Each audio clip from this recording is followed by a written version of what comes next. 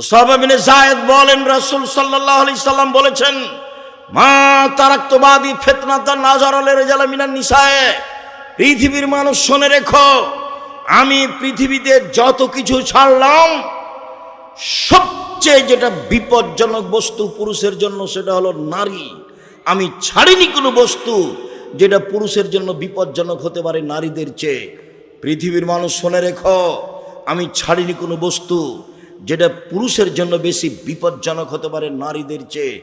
নারী হচ্ছে পুরুষের জন্য সবচেয়ে বিপজ্জনক ভয়ানক বস্তু। এ কথা মুহাম্মদ সাল্লাল্লাহু আলাইহি সাল্লাম বলেন, হাদিস বুখারী মুসলিম। রাসূল সাল্লাল্লাহু আলাইহি সাল্লাম বলেন, পৃথিবীর মানুষ সতর্ক থাকো, ইন্নাল মারাতা তুকবিলু ফি সূরাতি শায়তান তুদবিরু ফি সূরাতি শায়তান, নিশ্চয় মহিলা শয়তানের বেশ ধরে আসে, শয়তানের বেশ ধরে যায়। নিশ্চয় মহিলা শয়তানের বেশ ধরে আসে, শয়তানের বেশ ধরে যায়। শুনুন, এই ছেলে বসো, পরিবেশ নষ্ট করছো কেন? এতক্ষণ বাদাম খাচ্ছিলে, খুব ভালো লাগছিল।